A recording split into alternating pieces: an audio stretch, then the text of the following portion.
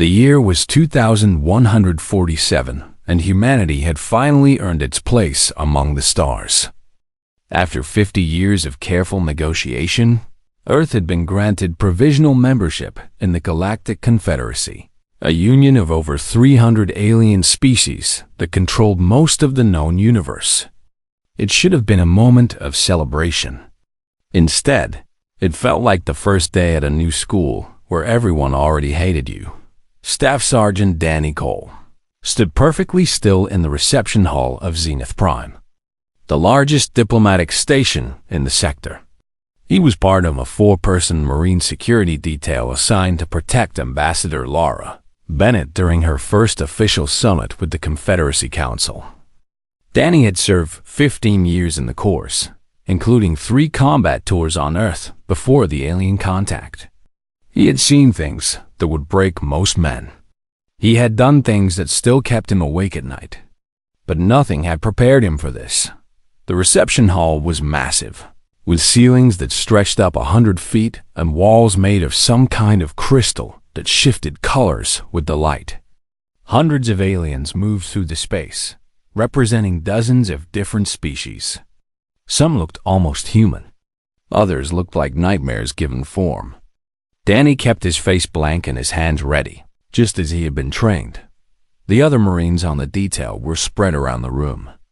Private First Class Megan Torres watched the left entrance. Corporal Kyle Nash covered the right. Sergeant Pete Harper stayed close to the ambassador. They were all good soldiers, handpicked for this mission. They had all been told the same thing before leaving Earth: do not start an incident. Humanity's future depends on this summit going well. Danny understood the stakes. He also understood something the politicians back home did not seem to grasp. The aliens did not respect humanity. They tolerated humans the way a lion might tolerate a mouse. Interesting to look at, but ultimately unimportant. He had felt their eyes on him since the moment he arrived. The aliens looked at the Marines with a mix of curiosity and contempt. Some of them laughed at the human weapons. Others made comments in languages their translators did not bother to convert. Danny heard the word primitive more times than he could count. The worst were the Velcorians. They were a reptilian species that stood between 7 and 8 feet tall, with thick scales, powerful limbs, and jaws filled with razor-sharp teeth. The Velcorians were the military backbone of the Confederacy. Their empire had conquered hundreds of worlds over 10,000 years. They had never lost a war, never retreated from a battle, never met an enemy they could not crush. Their delegation was led by Commander Thrax, a massive warrior with dark green scales and yellow eyes that seemed to glow with barely contained violence. Thrax had been staring at Danny for the past hour, his expression hovering somewhere between amusement and disgust. Ambassador Bennett was doing her best to navigate the political minefield. She was a skilled diplomat with 20 years of experience, but even she was struggling. Every species seemed to have its own agenda, its own grievances, its own reasons to look down on the new arrivals from Earth. "Your world is so young," a Silvari delegate told her, his silver skin shimmering as he spoke. "Your species has barely learned to walk upright, in galactic terms. Perhaps in another 10,000 years, you will be ready for true membership." Laura kept her smile in place. "We appreciate your perspective, Ambassador. Earth is eager to learn from the Confederacy's wisdom." Danny admired her patience. He did not share it. The reception continued for another hour. Food was served, though most of it was inedible for humans. Speeches were made, though most of them were thinly veiled insults. Danny stood his post and said nothing, his eyes constantly scanning for threats. Then Commander Thrax began to move. The Volcorian pushed through the crowd with the confidence of a being who had never been challenged in his life. Other aliens stepped aside quickly, some of them bowing their heads in respect or fear. Thrax walked directly toward the human delegation, his yellow eyes fixed on Danny. Ambassador Bennett noticed the approaching warrior and stepped forward to greet him. "Commander Thrax, what an honor. I was hoping we might have a chance to discuss the proposed trade agreement." Thrax ignored her completely. He stopped in front of Danny, close enough that the Marine could smell the strange sulfuric scent of Valkorian breath. The commander looked down at Danny with open contempt. "These are your warriors?" Thrax asked, directing the question to Lara, even though he did not look at her. His voice was deep and rumbling, like stones grinding together. "These small, soft creatures are meant to protect you." Lara maintained her diplomatic composure. "Sergeant Cole is one of Earth's finest soldiers. He has served with distinction in numerous conflicts." Thrax made a sound that might have been a laugh. "Conflicts? You mean your little tribal wars? Throwing rocks at each other while we were conquering star systems?" Danny did not respond. He had been trained to handle provocations. He had been specifically ordered to avoid any incident that might damage Earth's diplomatic standing. He kept his eyes forward and his hands at his sides. Thrax leaned closer. "I have studied your species. You are weak. Your bones break easily. Your skin tears like paper. A Valkorian child could kill your strongest warrior with one hand." Danny remained silent. His jaw was tight, but his expression did not change. "On my world," Thrax continued, "we have a tradition. When we meet a new species, we test them. We determine their worth through strength. It is the only language that matters in this galaxy." He raised one massive, clawed hand. "Consider this your test, human." The slap came without warning.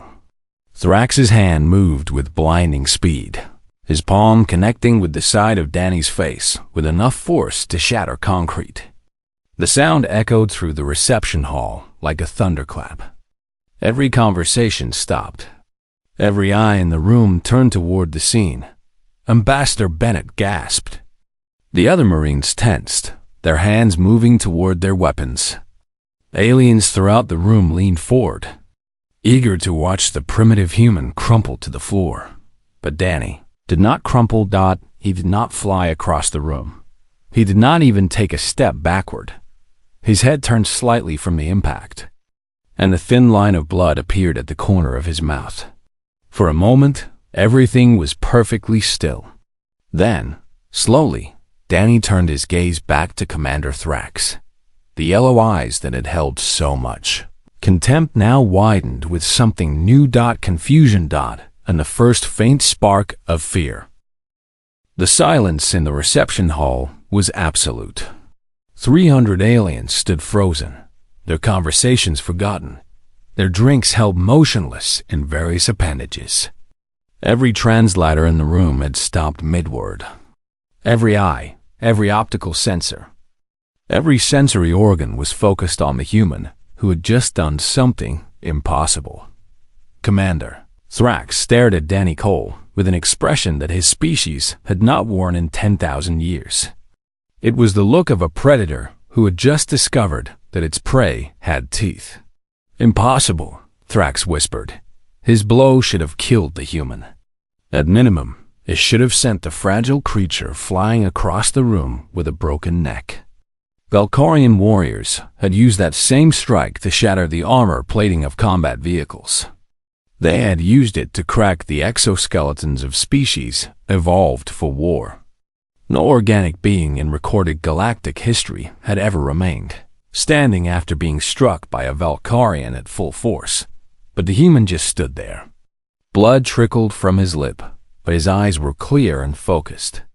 Something had changed in those eyes. Something ancient and cold had risen to the surface, replacing the disciplined soldier who had stood silently through an hour of insults. Danny Cole did not feel anger. Anger was too hot, too wild, too uncontrolled. What he felt was something older and deeper. It was the same thing his ancestors had felt when they faced down saber-toothed cats with nothing but sharpened sticks. It was the calm, absolute certainty of a species that had clawed its way to the top of the food chain. Through 200,000 years of relentless violence, he had been trained to control this feeling. The Marine Corps spent months teaching its soldiers to keep the monster inside them on a leash. Rules of engagement. Proportional response. Hearts and minds. Thrax had just slapped the leash out of his hand. Danny moved Dot to the human observers in the room. What happened next was almost too fast to follow. To the aliens, who processed visual information at different speeds, it was even worse. Many of them would later claim that the human had simply teleported from one position to another. Danny stepped forward with his left foot, closing the distance between himself and Thrax in a fraction of a second. His right hand shot upward in a perfect palm strike, the heel of his hand driving into the soft tissue beneath the Valkorian's jaw. The blow was aimed at the cluster of nerve ganglia that served as the Valkorian equivalent of a brainstem. 1 second. The force of the impact lifted Commander Thrax off his feet. The Valkorian's eyes went wide with shock and pain. His mouth opened, but no sound came out. His clawed hands reached for the human, but they grasped only air. Danny's left hand was already moving. While Thrax was still rising from the first blow, Danny grabbed the back of the Valkorian's skull and pulled downward with all his strength. At the same time, his right knee drove upward with the force of a jackhammer. 2 seconds. The sound that followed would haunt the dreams of everyone who heard it. It was a wet, crunching noise that spoke of something fundamental being destroyed. The Valkorian skull evolved over millions of years to withstand incredible punishment. Cracked like an egg dropped on concrete, Thrax's body went limp. His yellow eyes, which moments before had held such arrogance and contempt, stared at nothing. His arms fell to his sides. His legs stopped supporting his weight. 3 seconds. Danny released his grip. And Commander Thrax, the undefeated champion of the Valkorian Empire, the terror of 100 conquered worlds, collapsed to the floor in a heap of scales and shattered bone. Dead. For a long moment, no one moved. The aliens in the room seemed to have forgotten how to breathe. The Marines held their positions, their training keeping them steady even as their minds struggled to process what they had just witnessed. Ambassador Laura Bennett stood frozen, her diplomatic training completely overwhelmed by the reality of what had just occurred. She had spent 20 years resolving conflicts with words. She had never seen a conflict resolved quite like this. Then the Valkorian guards reacted. There were 6 of them in the room, massive warriors who had served as Commander Thrax's personal security detail. They drew their weapons with practiced speed, energy pistols designed to punch through starship hulls. They aimed at Danny Cole with murder in their eyes. They found 4 Marine rifles already pointed at them. Megan Torres had moved before the first Valkorian weapon cleared its holster. She now stood between Danny and the guards, her rifle steady, her eyes calm. Kyle Nash had taken a flanking position, covering 2 of the guards while also watching the crowd for additional threats. Pete Harper had pushed Ambassador Bennett behind a pillar and drawn his sidearm. The standoff lasted exactly 2 heartbeats. Then the Valkorian second-in-command raised her hand. "Hold," she ordered. Her name was Cirith, and she was Commander Thrax's daughter. She had served beside her father for 50 years, watching him crush every opponent who dared to challenge Valkorian supremacy. She had never seen him lose. She had never imagined he could lose. Now she stared at his broken body on the floor, and she felt something she had never felt before. Respect. Syrath stepped forward slowly, her hands visible and empty. She stopped a few feet from Danny Cole and studied him with new eyes. He was so small, so fragile looking. His skin was soft, his frame was thin, his weapons were primitive. And he had just killed the most dangerous warrior in the Valkorian Empire in 3 seconds flat. "How?" Cirith asked. Her voice was quieter than her father's had been, but it carried the same commanding presence. Our warriors have crushed armored vehicles with our bare hands. Our skulls can withstand plasma fire. We have fought and defeated species 10 times your size. How did you do this? Danny wiped the blood from his lip with the back of his hand. He was breathing normally, his heart rate already returning to baseline.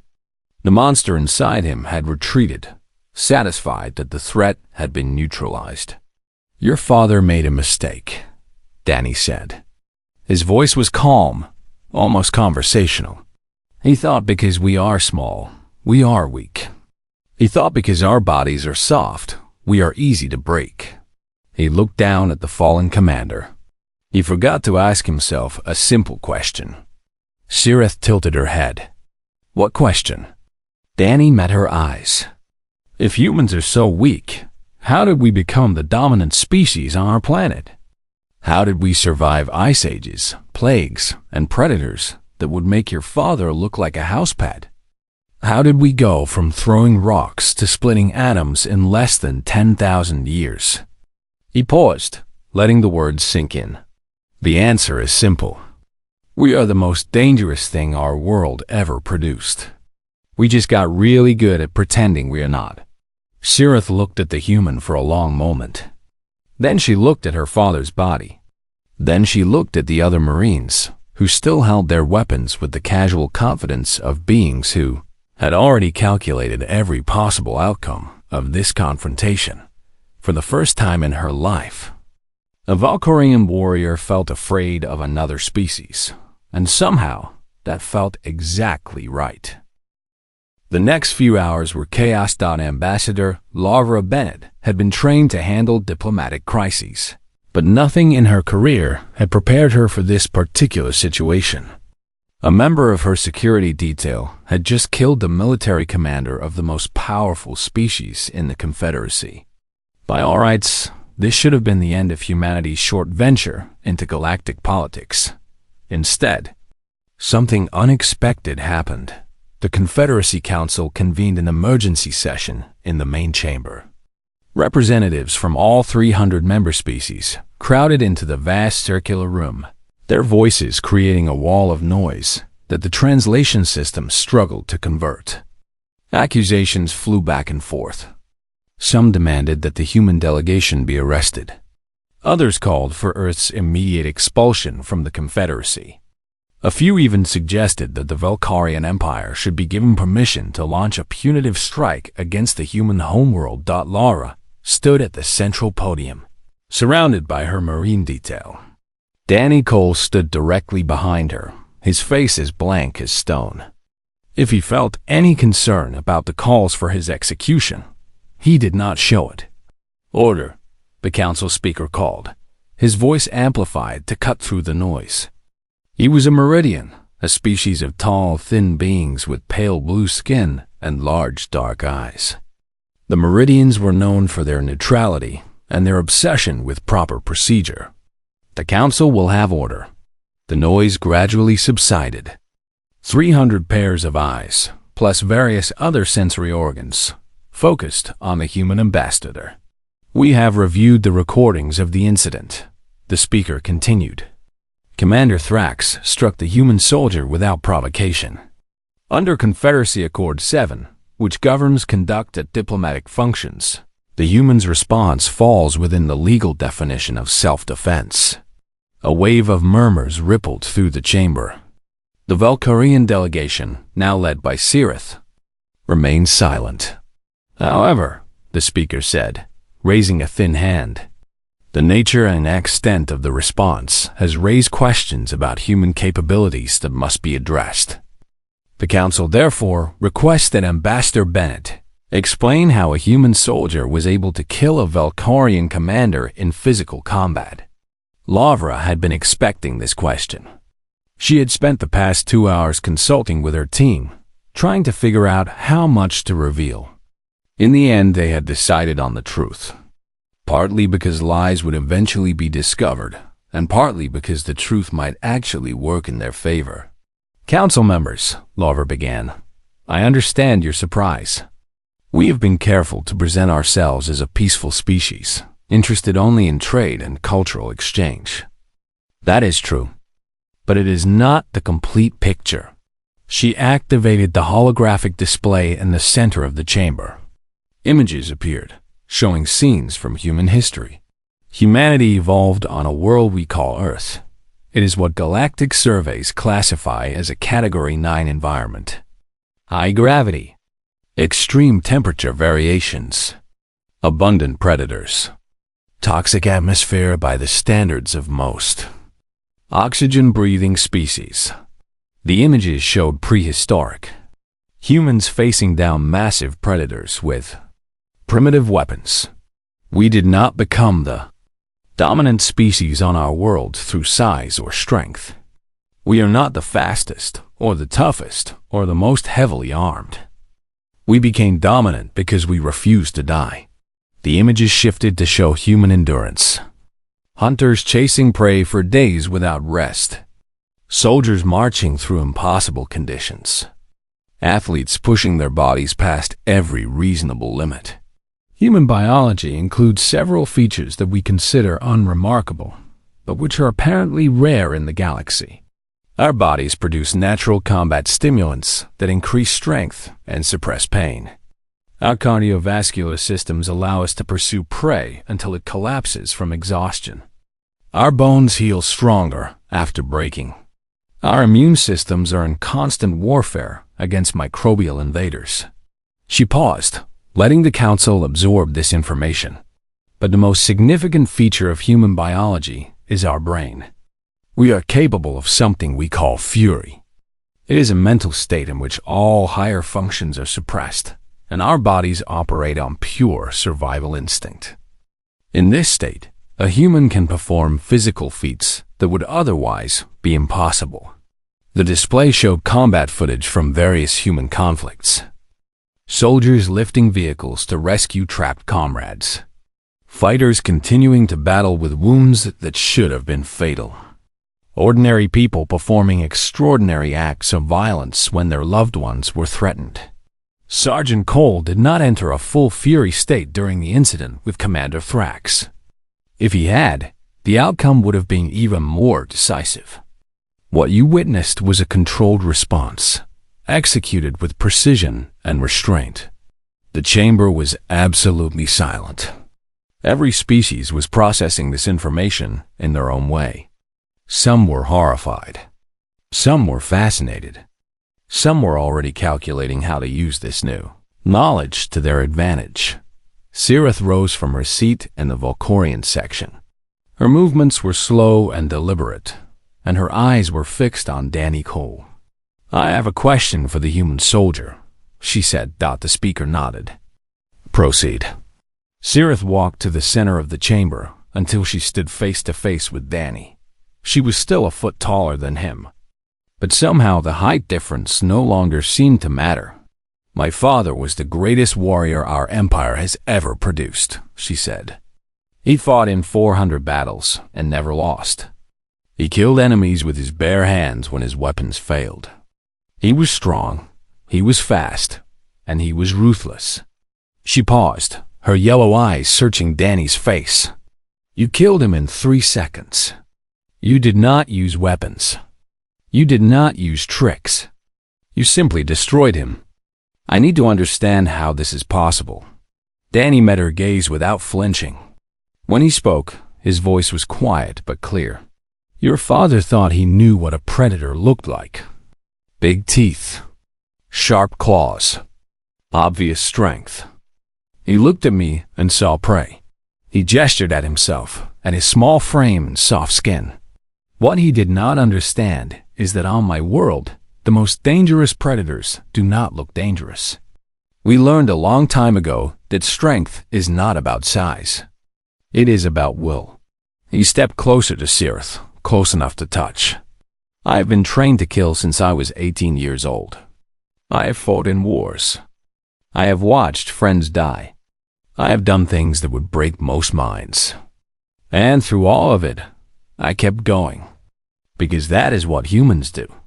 We endure, we adapt, we survive." Sirith stared at him for a long moment.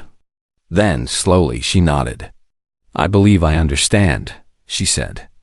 "You are not predators who became civilized.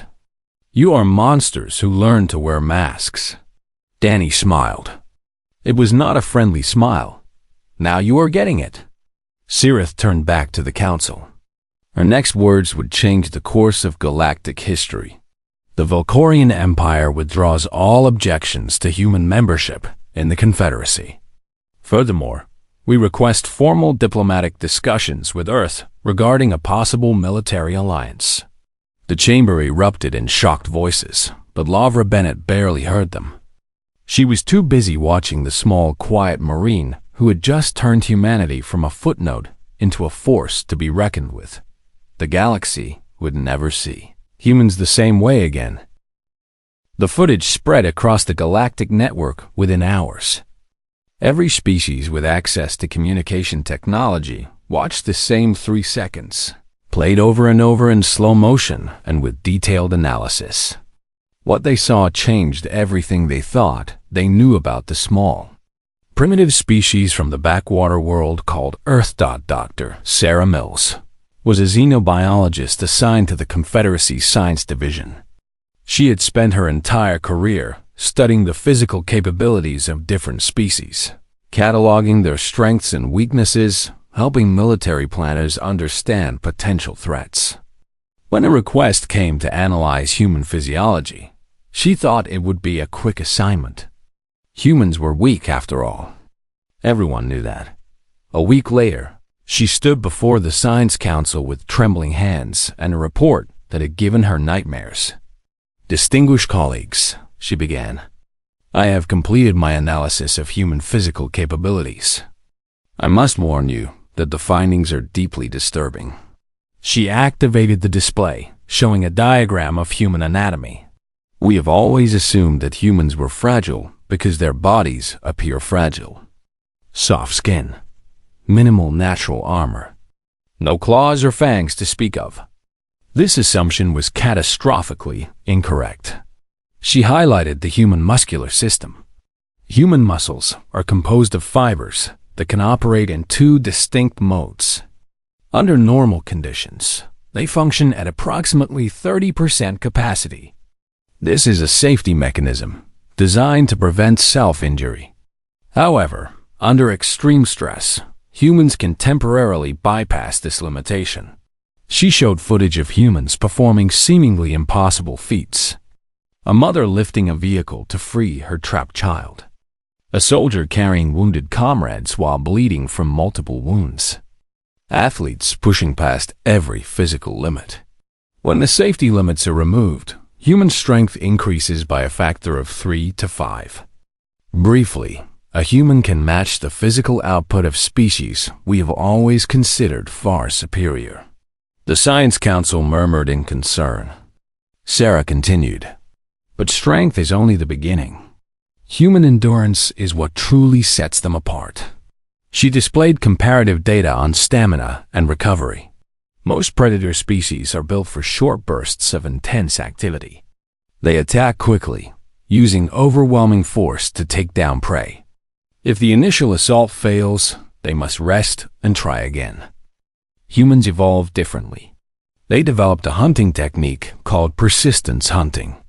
The display showed primitive humans pursuing large animals across open terrain. They would select a target and simply follow it. For hours, for days. They would not run fast enough to catch it, but they would never stop. Their bodies are designed to dissipate heat efficiently, allowing them to maintain steady activity far longer than any other land-based species on their planet. Eventually, their prey would collapse from exhaustion. Then the humans would kill it. She paused, letting the implications sink in. This capability has been refined over 200,000 years of evolution. Modern humans can maintain strenuous activity for periods that would kill most species. They recover from injuries that should be fatal. Their immune systems are so aggressive that they can survive exposure to pathogens that would wipe out entire civilizations. A silvery scientist raised a hand. What about their mental capabilities? The ambassador mentioned something called fury. Sarah nodded grimly. This is perhaps the most concerning finding. Human brains contain a structure that regulates their emotional responses. Under extreme conditions, this structure can be temporarily suppressed, allowing what humans call their survival instinct to take full control. She showed brain scans comparing normal human activity to activity during a fury state. In this condition, higher cognitive functions like empathy, fear, and moral reasoning are shut down. The human becomes, in essence, a biological weapon. They will continue fighting until the threat is eliminated or until their body physically fails. Pain does not stop them. Injury does not stop them. They simply do not quit. She brought up the footage of Danny Cole. What we witnessed in the incident with Commander Thrax was not a fury state. According to our analysis, it was a controlled combat response. Sergeant Cole accessed only a fraction of his potential capability. Applied with precision and discipline, she looked directly at the council members.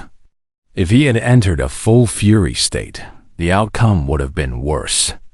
Much worse. And he is not special. By human standards, his physical capabilities are average. Every human is capable of what he did. The chamber fell silent. Then the questions began. Over the following weeks, humanity became the most studied species in galactic history. Research teams from dozens of worlds requested access to human medical data. Military analysts pored over footage of human conflicts, trying to understand their tactics and capabilities. Psychologists attempted to map the human mind, searching for weaknesses that could be exploited. What they found only deepened their concern. Humans had been fighting each other for their entire existence. They had developed weapons capable of destroying their own planet, and they had managed not to use them. They had survived disasters that should have ended their civilization. Every time something knocked them down, they got back up stronger than before. More troubling was what humans did in their spare time. They climbed mountains because the mountains were there. They dove to the bottom of their oceans in fragile vessels. They strapped themselves to rockets and launched into space decades before they had any practical reason to do so. They seemed to actively seek out danger and challenge, as if their survival instinct was twisted into something that craved risk. Danny Cole found himself at the center of all this attention. He was summoned to meetings with alien scientists who wanted to study his reflexes. He was interviewed by military commanders who wanted to understand his training. He was analyzed, measured, and questioned until he wanted to punch something just to feel normal again. Ambassador Bennett did her best to manage the situation. She understood that this sudden interest in humanity was both an opportunity and a danger. If they played it right, Earth could leverage its newfound reputation into real political power. If they played it wrong, the galaxy might decide that humans were too dangerous to leave alone. The Valkorian Empire was the first to make a move. Sirith, now commander of the Imperial fleet following her father's death, sent a formal request for human military advisors. She wanted Marines embedded with her forces, teaching them the techniques that had allowed Danny Cole to do the impossible. Other species followed quickly. The Meridians, always eager to maintain balance in the galaxy, proposed that humans be given a permanent seat on the Security Council. The Silvari, who had dismissed humanity as children, suddenly wanted trade agreements and cultural exchange programs. Even the species who feared humans began to behave differently. The Croth Dominion, a militant race that had been planning to expand into human-claimed space, quietly abandoned those plans. The Nexari Collective, known for their aggressive diplomacy, began treating human representatives with unusual respect. Something had shifted in the galaxy. A new piece had been added to the board, and no one was quite sure where it would fit. Danny Cole did not care about galactic politics. He was a Marine, and Marines had a simple job: protect their people and destroy their enemies. But as he watched the galaxy scramble to understand his species, He allowed himself a moment of quiet satisfaction. They had looked at humanity and seen weakness. They had been wrong, and now they would never make that mistake again. 6 months had passed since the incident on Zenith Prime, and the galaxy had transformed in ways that no one could have predicted. Humanity, once dismissed as a primitive species barely worth noticing, had become the most talked about civilization in known space. Fear and fascination mixed in equal measure whenever Earth was mentioned. Gunnery Sergeant Danny Cole stood on the observation deck of the Earth vessel Defiance, watching the stars slide past as the ship prepared for its first deep space patrol. The promotion had come with the assignment, along with a chest full of medals that he kept in a drawer and never looked at. He had not asked for fame. He had not wanted to become a symbol. He had simply done what Marines did when someone threatened the people they were sworn to protect. The Defiance was a new ship, built with a combination of human engineering and Confederacy technology. It was fast, well-armed, and crewed by the best soldiers Earth had to offer. Their mission was simple: patrol the outer sectors and remind the galaxy that humanity was no longer hiding in the shadows. Danny heard footsteps behind him and turned to find Laura Bennett approaching. She was no longer Ambassador Bennett. The events of the past 6 months had elevated her to Secretary General of Earth's Galactic Affairs Division, making her one of the most powerful humans in existence. But she still moved with the same calm confidence that had impressed him on Zenith Prime. "You look thoughtful," she said, joining him at the viewport.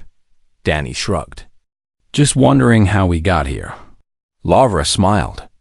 "You really do not know, do you? You still think you just reacted to a threat. That is what happened. That is what started it. What happened after was something much bigger." She turned to face him directly. "Danny, you changed everything. The way the galaxy sees us. The way we see ourselves." 3 seconds, and the entire balance of power shifted. Danny was quiet for a moment. Through the viewport, a distant nebula glowed with colors that had no names in any human language. "I did not mean to start a revolution," he said finally. "I just did not like being hit." Laura laughed. It was a genuine sound, free from the careful control that diplomats usually maintained. "That might be the most human thing I have ever heard." She grew serious again. "Do you know what they call us now? In the Confederacy, I mean. There is a new phrase that is spread through every species. They call us the sleeping giants." Danny raised an eyebrow. "Giants?" "It is from your own history, actually. An old Earth saying about waking sleeping giants. The idea is that we appear peaceful and harmless. But if someone is foolish enough to attack us, they discover that we are anything but weak." She gestured toward the stars. "Every species out there now knows the truth. We are not prey. We are not children. We are not a lesser form of life struggling to catch up with our betters. We are exactly what we have always been: survivors, fighters, a species forged in violence and tempered by suffering." Danny considered this. "And that does not worry you? That they see us as dangerous?" Laura shook her head. "Dangerous is not a bad thing to be, as long as you are dangerous to the right people. The Confederacy has been dominated by species that believe might makes right for 10,000 years. Smaller species have been exploited, conquered, or exterminated because they could not defend themselves." She met his eyes. "Now those smaller species have a new ally. Word is spreading that humanity protects those who cannot protect themselves. The Volcorians are not the only ones who want our friendship. We have received requests from dozens of minor species asking for protection agreements. They have lived in fear for generations, and suddenly there is a new power in the galaxy that might actually help them." Danny thought about this. He had spent his career protecting people. That was what Marines did. The idea that his actions on Zenith Prime might lead to protection for species he had never met on worlds he had never seen, was almost too large to comprehend. So what happens now? He asked. Now we show them what humanity really is. Lavra turned back to the viewport. Not the violence. Not the fury. Those are just tools, useful when needed but not what defines us. What makes humans special is something much simpler. What is that? Hope, she said quietly. We never stop hoping. We never stop fighting for a better future. Even when everything is against us, even when logic says we should give up, we keep going. That is what the galaxy needs to see.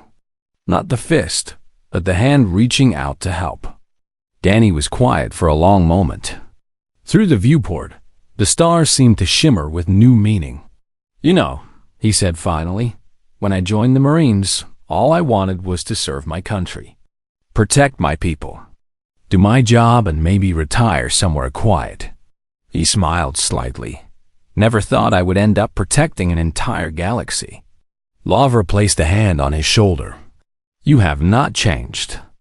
Danny, you are still the same person you were when you stood in that reception hall and took a hit that should have killed you. The galaxy just finally noticed what was always there. She stepped back. We launch in an hour. The Valkyrian fleet will meet us at the patrol sector. Commander Sirith specifically requested that you lead the joint exercises. Danny raised an eyebrow. She is not still angry about her father? Quite the opposite. She says you gave him the warrior's death he always wanted. Apparently, dying in fair combat against a superior opponent is the highest honor a Valkyrian can achieve. Lavra smiled. She wants you to train her troops. She says if her father could be defeated by a human, then her soldiers need to learn what you know. Danny shook his head slowly. The universe had a strange sense of humor. Tell her I will be there. Lavra nodded and walked toward the exit. At the door, she paused and looked back. One more thing. The Confederacy Council voted yesterday to grant Earth full membership with a permanent seat on the Security Council. It was unanimous. Even the species who hate us voted in favor. Danny turned to face her. Why? Lavra smiled. Because they are all very, very afraid of what might happen if they vote no. She left him alone with the stars. Danny stood at the viewport for a long time, watching the light of distant suns. Out there, somewhere, alien children were being told stories about the sleeping giants of Earth. Tyrants were reconsidering their plans for conquest. Oppressed peoples were daring to hope for freedom, all because one Marine had refused to fall down. The ship's engines hummed to life, and the Defiance began its journey into the unknown. Behind them, Earth glowed like a blue jewel against the darkness. Ahead lay a galaxy that had finally learned the most important lesson in the universe. Never underestimate. A human dot. Never wake the sleeping giant. And never, ever strike a United States Marine. Because you might not like what happens next.